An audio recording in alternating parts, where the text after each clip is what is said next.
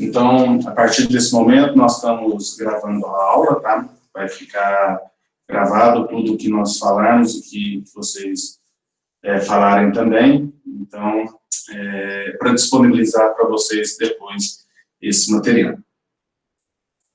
Bom, então, a disciplina de estatística multivariada, basicamente, ela consiste, né, num conjunto de métodos utilizados para situações em que você não tem só uma característica observada. Até então, no curso de vocês, vocês olhavam para uma característica e procediam com um determinado teste, né? Ou com uma determinada análise. Por exemplo, se você queria fazer um teste T e você queria comparar dois tratamentos, duas dietas, então você utilizava lá uma variável só, uma característica só, para fazer essa comparação dos grupos. Mas tem situações que você não quer simplesmente olhar para uma característica isoladamente, separada, mas você quer olhar para um conjunto de variáveis, um conjunto de características, e olhar para elas simultaneamente, tá? Lógico que cada uma dessas características, elas estejam medidas em cada um dos elementos da sua amostra. Tá bom? A estatística multivariada, ela tem se desenvolvido ultimamente, tá? Principalmente nos últimos anos, devido ao desenvolvimento tecnológico. Vocês vão ver que, mais para frente, quando nós começarmos a trabalhar com as técnicas em geral, são técnicas que requerem um esforço computacional grande. Se bem que hoje, para nós, o esforço computacional ele é um tanto quanto relativo. Mas nós vamos trabalhar, por exemplo, com matrizes grandes, dependendo da situação que você trabalha. Trabalhar com matriz 50 por 50, matriz 100 por 100, e aí você calcular determinante, calcular alto valor, calcular alto vetor desse conjunto de dados, fazer inversa de matrizes. Então, isso requer um esforço computacional grande. Fazer isso na mão, né, praticamente se torna inviável. Então, a estatística multivariada, ela acompanha, né, o desenvolvimento, né, dos recursos computacionais que permite que a gente utilize, né, essa ferramenta aí no dia a dia. Ela vai se dividir em dois grupos especificamente, tá bom?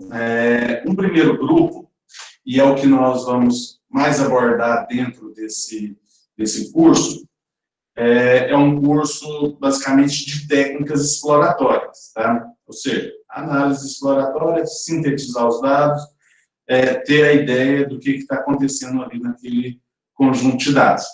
Pegar uma estrutura de variabilidade que tem, e então você acaba fazendo essa exploração. E aí nós temos as técnicas, análise de componentes principais, análise fatorial, análise de correlação canônica, análise de agrupamento, análise discriminante, análise de correspondências, são todas técnicas exploratórias.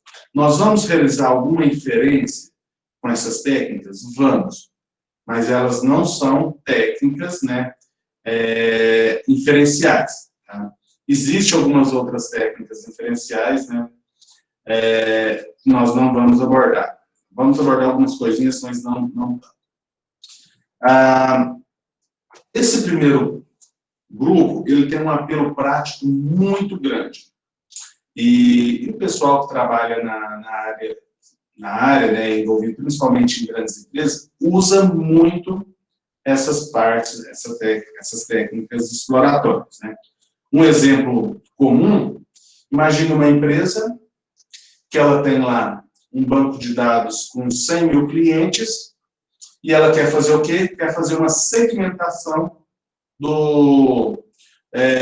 da carteira de clientes que ela tem. Então, quero dividir os meus clientes, baseados em várias variáveis, nos clientes que compram muito ou que estão num nível mais alto, clientes que estão num nível intermediário e num nível mais baixo. Então, é uma parte, né, da análise de agrupamento, mas que vai fazer uma descrição dos dados, né, baseado em uma técnica exploratória. Não vai ser necessário, né, nenhuma técnica inferencial. Então, algumas coisinhas nós vamos usar, algumas inferências, às vezes para fazer algum teste, para ver se podemos usar a técnica ou não, mas basicamente não vamos precisar de nenhuma distribuição de probabilidade. Já o segundo grupo, nós precisamos sim de inferência, né? E aí nós não abordamos aqui. Já entra na parte de análise de variância multivariada, na análise de regressão multivariada, a parte de inferência de parâmetros, de teste de hipótese. É um pouco mais complicado utilizar esses testes que usam inferência, principalmente pela dificuldade que muitas vezes é você encontrar a distribuição de probabilidade de um determinado grupo de variáveis. Não sei se vocês lembram, né? Provavelmente lembram lá em algumas dificuldades que tinham lá em probabilidade, de você encontrar a distribuição conjunta, por exemplo, de 2, 3 variáveis. Tem algumas características, né, alguns tipos de variáveis que você sabe o que vai dar, né, que é já bem conhecido.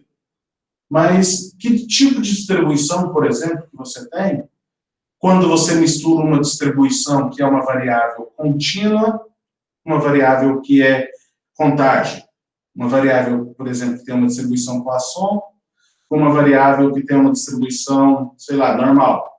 Mas e se eu for acrescentando outras variáveis com outros tipos de distribuição? Então, você encontrar a função de probabilidade conjunta dessas variáveis, normalmente não se chega em uma distribuição que seja conhecida. Então, você fazer inferência utilizando essas técnicas, né, ou para fazer inferência nesse conjunto de dados, se torna, né, um pouco complicado.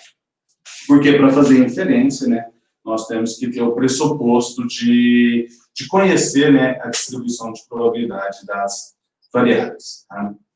Então, o objetivo geral da disciplina é utilizar os seguintes propósitos, né, apresentar os seguintes propósitos.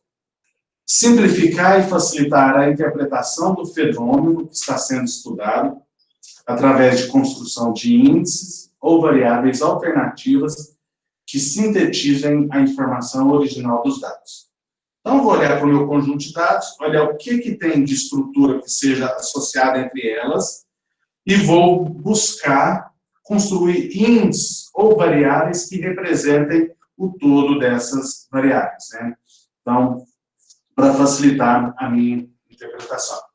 Em outras situações, é pegar o meu conjunto de dados e dividir em grupos de tal forma que dentro de um grupo eu tenha semelhança entre eles, mas entre os grupos eu tenho a máxima diferença, né, desses grupos. Ou seja, né, seria a segmentação de um banco de dados.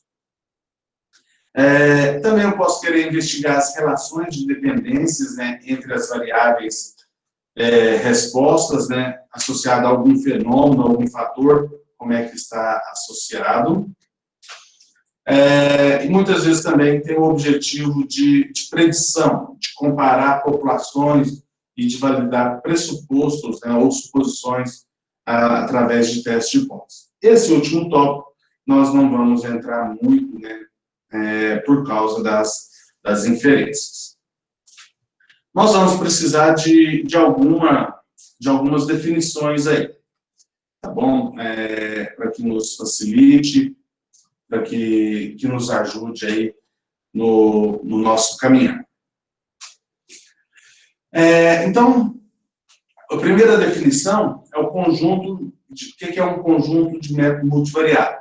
Então, é um conjunto de procedimento, não é um procedimento só, mas métodos multivariados. São vários métodos, não é um método só. Então, eu vou falar de componentes principais, é uma técnica. Análise fatorial é outra. Análise de cluster é outra. análise discriminante é outra.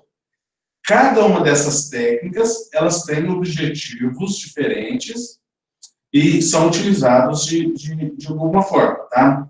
Então, a ideia do método multivariado é apresentar várias ferramentas que abordam um problema para um determinado objetivo, tá? Então, a característica principal é que, no mesmo elemento, eu meço várias características, e não uma só. Por exemplo, se eu pego um indivíduo, eu vou medir o peso dele, vou medir a altura, vou avaliar a idade, vou avaliar o IMC dele, vou avaliar a glicose dele, vou avaliar a pressão. Então, eu vou medindo várias características dentro do mesmo indivíduo. E, logicamente, o que eu espero? Que essas variáveis dentro do mesmo indivíduo, elas estejam relacionadas. Tá? Isso, depois nós vamos falar um pouquinho mais para frente, é extremamente importante para a análise multivariada. Que essas variáveis, elas sejam relacionadas. Elas não podem ser independentes. Tá? Então, isso nós vamos falar um pouquinho. O que são os objetos ou indivíduos, né? É onde nós vamos coletar as nossas medidas. Às vezes eu posso coletar a minha amostra numa pessoa, é o meu objeto, o meu indivíduo. Eu posso coletar numa árvore, é um objeto ou um indivíduo. Eu posso coletar numa casa, um objeto ou um indivíduo. Posso coletar numa peça, sei lá, de uma máquina, um objeto ou um indivíduo. Então, é aonde que eu vou coletar os meus valores que vão participar da minha amostra. Então, aí nós já começamos a ter um pouquinho da noção. Eu tenho vários objetos e em cada objeto eu tenho vários elementos, né, que são, ou melhor, várias características que são medidas, né, nesse objeto. Bom, e aí eu tenho as variáveis, né, que são as características ou as propriedades, né, que nós medimos, né, em cada indivíduo. Então, as variáveis normais, né, que nós já conhecemos, as características do indivíduo. Então, eu pego esse indivíduo e faço essa coleta de dados aí. O exemplo que eu já falei, né, nessa altura, peso, IMC, idade, nível de glicose, pressão, então vou medindo várias variáveis no mesmo indivíduo. Bom, basicamente, então, nós precisamos desses conceitos mais básicos aí para nós avaliarmos, né, começarmos com os nossos dados multivariados.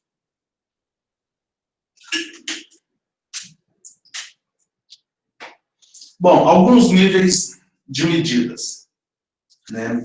Essas variáveis, né, que nós avaliamos, elas podem ter diversos níveis de medidas. Não necessariamente todas têm que ser contínuas ou todas discretas. Eu posso ter um banco de dados que eu tenha lá variáveis contínuas, discretas, categóricas, nominais e ordinais. Então, eu posso ter uma salada dentro do meu banco de dados. Então, veja que, à medida que isso vai complicando, vai ficando mais difícil ainda a complexidade, aumentando a complexidade, né, da análise. Então, o primeiro tipo de escala, né, que nós temos é a escala nominal, em que os meus dados ou a característica ela é descrita de forma categórica, né, e principalmente que essa característica, essas categorias, não existe, né, uma ordem entre elas, tá bom? Por exemplo, eu posso pensar numa variável que seja nominal, por exemplo, gênero, né, sexo. Eu não sei dizer se sexo masculino é melhor do que o sexo feminino, ou o contrário. Então, não existe uma hierarquia entre um e outro. Então, é uma escala nominal. Provenientes, né, pessoas provenientes de alguma região do país. Pessoa proveniente do região sul, norte, nordeste, sudeste, centro-oeste. Não tem uma ordem, uma hierarquia, quem é maior, quem é melhor, quem é mais rico, quem é mais pobre. eu não posso colocar nesse sentido. Por um outro lado, eu já tenho a escala ordinal, que são dados categóricos, mas que já existe essa ordenação entre eles. Por exemplo, eu posso pensar numa variável que, de certa forma, está me dizendo o tamanho, né? Então, eu posso pensar numa estrutura que eu tenha um tamanho grande, tamanho médio e um tamanho pequeno. Então, apesar de ser uma categoria, mas intrinsecamente existe uma ordem entre essas características. Tá bom? Então, intrinsecamente já tem esses resultados aí. Tá? Então, a escala ordinal. Eu tenho a escala intervalar, né? Que vai nos permitir o quanto que eu tenho mais de uma característica em um objeto em relação a outro, tá? Então, eu tenho essas duas, essa característica, me permite fazer essa comparação. A característica aqui, né, por exemplo, é que eu não tenha um zero significativo. Por exemplo, uma escala que é intervalar, né, por exemplo, a temperatura. Às vezes a gente usa no grau Celsius, a gente tem um zero. Mas o zero não quer dizer que seja ausência de temperatura. Então, que eu não tenho nada. Então, não tem relação, né, com o zero significativo. Mas eu tenho, por outro lado, a escala de razão, que também tem essa mesma propriedade da escala intervalar, de comparar um indivíduo com o outro, quem tem mais, quem tem menos, mas que já possui uma origem significativa, né? Por exemplo, se eu penso em tamanho ou peso, o zero, né, quer dizer a ausência completa, né, dessa característica. Tá bom? Então, essas são as diferenças. Então, eu posso dividir esses nossos dados, né, esses níveis de medidas, né, em dados métricos, que eu tenho uma medida, que eu tenho uma quantidade, que foram observados, que estão associados à escala intervalar e razão, mas, por um outro lado, eu tenho as medidas que são não métricas, tá? Que eu observo uma característica. Eu não vou lá e faço uma medida, eu não vou lá e utilizo um aparelho para coletar, mas eu observo uma característica, uma categoria, né? Que são a escala nominal e ordinal. Então, o mais importante disso tudo, independente se eu tenho dados métricos ou não, se são variáveis numéricas ou categóricas, é que eu posso colocar esses meus dados organizados numa matriz, num arranjo, né? Uma matriz, né, que nós estamos acostumados. Então, por exemplo, eu posso pensar numa matriz onde que eu tenho em cada linha um indivíduo e em cada coluna uma variável. Por exemplo, essa estrutura dessa matriz aqui, eu tenho lá uma estrutura de N linhas por P colunas, ou seja, N indivíduos, e para todos esses indivíduos foram observadas P variáveis. Então, eu consigo organizar esses dados, né, nessa estrutura de dimensão N por P. E aí você já começa a pensar um pouquinho, né? Tem situações que eu já peguei para trabalhar e para analisar, que eu tenho lá 100 mil indivíduos, né, e 300 variáveis. Então, seria uma matriz de dimensão 100 mil por 300 variáveis. Então, é uma matriz que tem uma dimensão um tanto quanto grande aí. Tá? Então, imagina você trabalhando com isso manualmente, não dá para nem imaginar. Mas o mais importante é que conseguimos colocar nessa estrutura. Tá bom? Bom, feita essa introdução, essas definições, né, nós temos mais algumas introduções aí, né, mais alguns conceitos, né, que precisamos, e aí algumas diretrizes, né, para a interpretação não só da análise multivariada, né, mas da estatística em geral, que eu gosto de abordar sempre que eu começo essa disciplina ou alguma outra disciplina, e chamar atenção para situações, não simplesmente olhar para o problema e ser uma atuação matemática, vamos dizer assim, uma atuação determinística. Às vezes o que falta um pouco nas pessoas e nos analistas, os estatísticos, é que muitos só querem simplesmente fazer uma conta e fazer uma regra de decisão.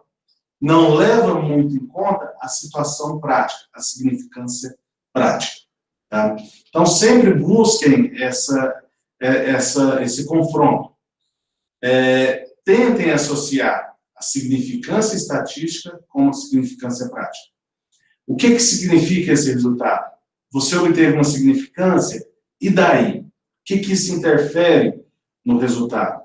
Para onde que isso vai te levar? Então, as pesquisas, né, os resultados, os trabalhos, seja em empresa, seja na parte acadêmica, seja numa área de pesquisa social, elas estão voltadas, elas têm se tornado cada vez mais para o sentido prático. Como que esse resultado que obteve, eu posso melhorar, o que isso tem implicações para mim, tá? Então, tomem bastante cuidado com essa questão da significância estatística, né, e com a significância prática. A gente vai ver um pouquinho, trabalhar um pouquinho disso daí mais para frente. Outra questão, alguma outra diretriz. Tamanho da amostra. Vocês já devem ter cansado de ouvir isso, né? Afeta completamente os resultados, né? Grupos diferentes, com amostras diferentes, influenciam os resultados, né? E aqui, mais ainda, nós precisamos de garantir que, não está dentro desse contexto, mas que todas as características sejam observadas em todos os indivíduos, tá bom? O que eu estou querendo dizer? Lembra que eu mostrei essa matriz aqui? Vamos imaginar, por exemplo, que esse indivíduo 2 aqui, por algum motivo, não coletou esse valor. Tá?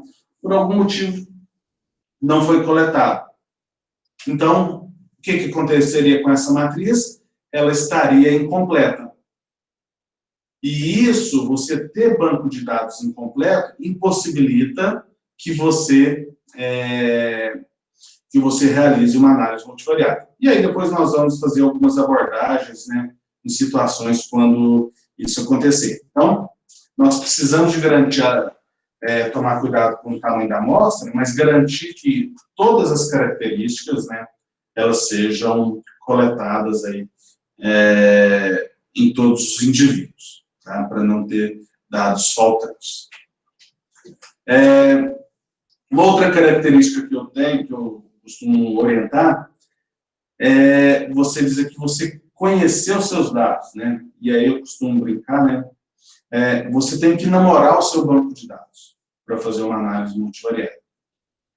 Você tem que saber como é que foi coletado, que tipo de problema que teve na coleta, por que alguns resultados podem acontecer.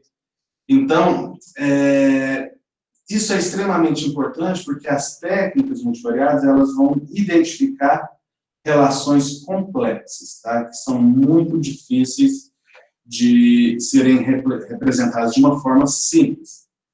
Tá? Então, vai gerar um conjunto de dados que muitas vezes é um pouquinho complexo, um pouquinho confuso, mas se uma vez que você conhecer bem a estrutura dos seus dados, a coleta de dados, você vai ver que explicar aqueles possíveis resultados vão ser mais fáceis. Tá bom? Então, conheçam bastante os seus dados. Tá?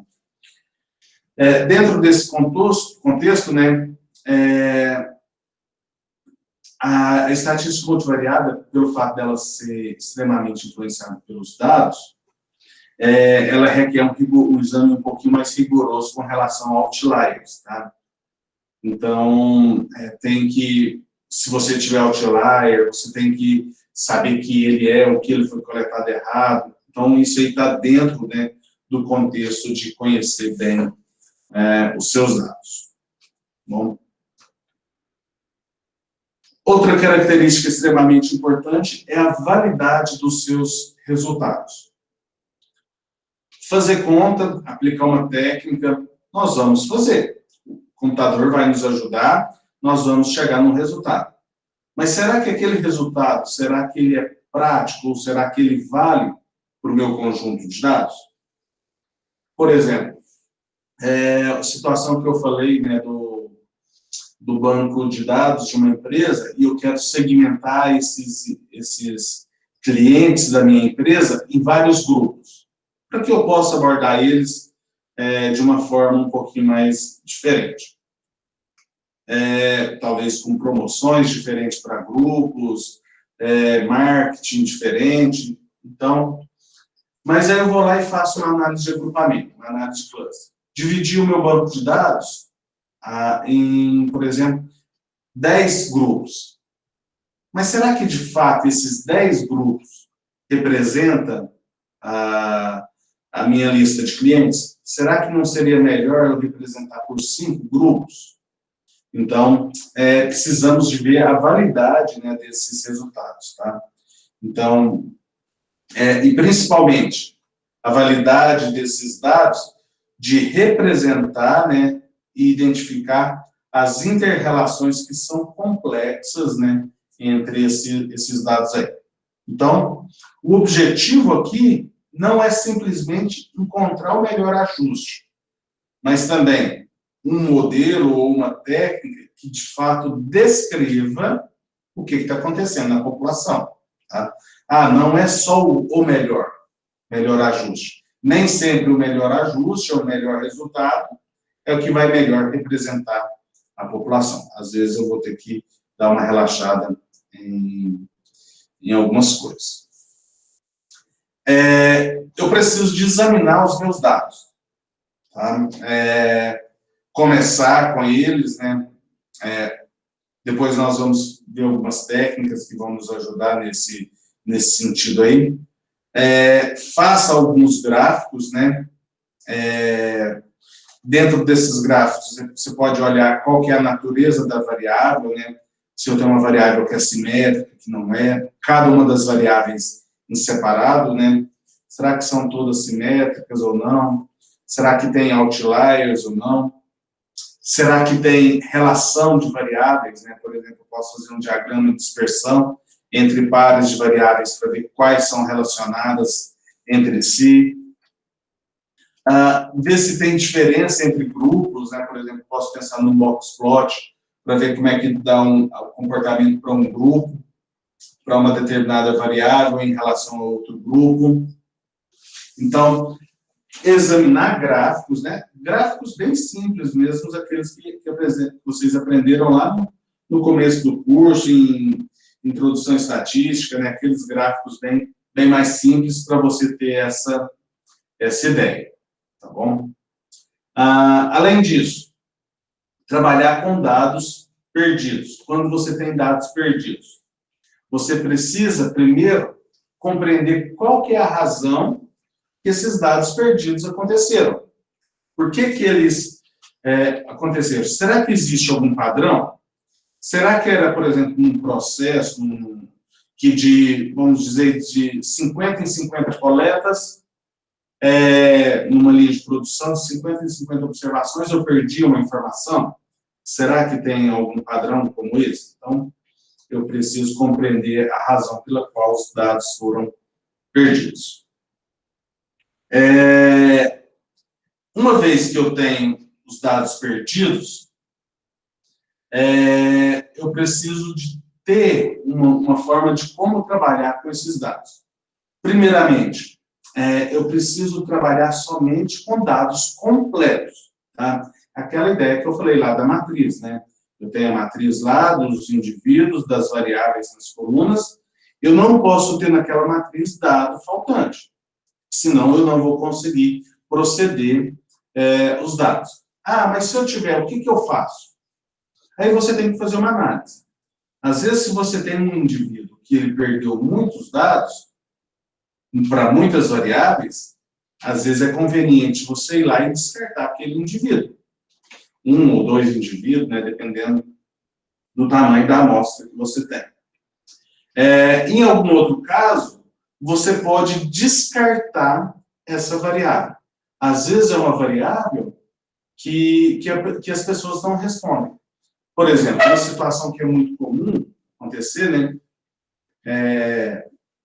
Já fiz algumas análises para o pessoal da medicina, que eles trabalham muito com enfermeiros, ou com alguns outros agentes de saúde, e aí tem uma pergunta lá que normalmente eles fazem, se as pessoas fazem uso de droga, de algum tipo de droga ilícita. Muita gente não responde, deixa em branco. Então, por exemplo, aí, às vezes para as outras variáveis, tudo você tem essa resposta, mas para aquela variável específica, as pessoas não responderam, né? As pessoas ficam com medo, né, com vergonha, algum motivo, elas deixam de responder. Então, é um caso que você deve excluir, né, essa variável. E aí tem alguns outros métodos, né, algumas outras técnicas. Quando você tem alguns dados faltantes, você pode, né, estimar, com base no seu banco de dados, você pode estimar aquele dado faltante, tá? Então, não é o objetivo do curso aqui, mas você pode fazer uma estimação, né? Ou tem alguns nomes que chamam de imputação de dados, né? Estimação de dados faltantes. E aí tem algumas técnicas, né, que usam para fazer essa estimação. A maioria dos softwares, né, eles já tem tudo isso implementado aí. Quando você observa dados atípicos, né, outliers, né, você precisa de verificar se esse outlier, se ele é de característica univariada, de forma bivariada ou de forma multivariada. Porque, às vezes, você pode ter um outlier olhando para o caso univariado, mas se você olhar para o bi ou para o multivariado, aquela observação ela não é um outlier. Isso pode muito bem acontecer. Ou pode ser um outlier no caso multivariado e no caso univariado não é um outlier. Então, nesses casos, o que fazer? Eliminar a minha observação, né, o meu indivíduo, ou manter? Então, aí a pergunta, né, a resposta para isso é tudo depende. Não tem uma resposta específica para isso. Vai depender se aquele valor ele foi medido errado, se ele foi digitado errado, se tem erro de digitação, de algum tipo de erro nele. Aí, se tiver, aí convém você retirar. Agora, se for um outlier, mas que é um valor que acontece, e um valor que realmente aconteceu, em espécie nenhuma você deve descartar ele, porque aquele valor, ele pode acontecer na realidade, na prática. Pode, por exemplo, se for algum dado, por exemplo, da medicina, o médico precisa saber que aquilo pode acontecer e que ele pode ter aquele problema, né, durante a execução, por exemplo, de uma cirurgia, de algum procedimento. Então, se você eliminar esse outlier, por mais discrepante que ele seja, mas que ele pode acontecer, você está querendo moldar um problema, uma realidade, que está um pouco limitada, né? Você está excluindo alguns resultados que podem acontecer. Assim, a sua modelagem vai ficar um pouquinho errada. Tá bom? Então, essa é a parte que nós tínhamos aí para nós falarmos, nessa parte introdutória, um pouquinho mais conceitual. Eu vou, na sequência do próximo vídeo, que eu já vou postar para vocês, provavelmente amanhã, eu vou colocar lá no site o link, tá? Para vocês já podem ir assistindo. Ainda vai ter um pouco mais de definição de alguns conceitos, mas a gente vai começando a mexer com alguns números e algumas revisões. Tá bom? Alguém tem alguma dúvida, alguma pergunta aí?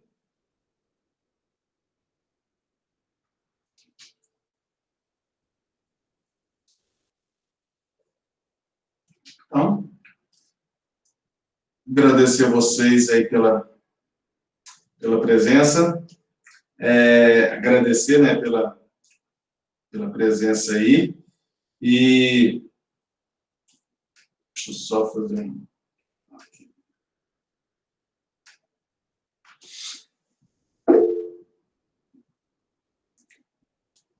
pedir a dedicação, né, falar que nós vamos, que o andamento, né, dessa disciplina vai depender um pouquinho de vocês, tá? Vocês precisam se dedicar um pouquinho aí, diferente, né, de tudo aquilo que nós já vimos e que estávamos acostumados, mas junto nós podemos conseguir chegar aí e fazer um bom curso, né? Nós estamos juntos aí para poder cooperar, e aí eu desejo que tenhamos todos um bom curso, tá bom? Então, nossa aula de hoje está liberada, né, está encerrada. Eu vou colocando o material para vocês, e aí na quarta-feira que vem, nesse mesmo horário, a gente continua, a gente vem com as dúvidas, tá bom? Qualquer dúvida, qualquer sugestão, manda lá no e-mail para nós. Tá? Professor, Pode falar. é só uma pergunta, essa aula introdutória já vai estar disponível amanhã? Antes das próximas aulas? Sim, eu já vou colocar, já vou disponibilizar ela. Ah, não, ok, então, obrigado. Eu vou disponibilizar ela e mais uma. Todas serão disponibilizadas no YouTube? Todas no YouTube. Na página do senhor ou... Eu vou colocar na página um link direto para o YouTube. Então, se você entrar lá no YouTube, vai ter desculpa, lá na minha página, vai ter o link, você clica e já vai direto lá para o YouTube. Tá bom? Obrigada. Professor, já que você vai disponibilizar no YouTube, você vai abrir a possibilidade da gente se inscrever lá no YouTube, e aí o próprio YouTube já fornece para a gente assim que você postar. Você vai disponibilizar para a gente também? Eu posso disponibilizar. Não, beleza, então. Obrigado. Tchau, professor. Boa noite, pessoal. Boa noite.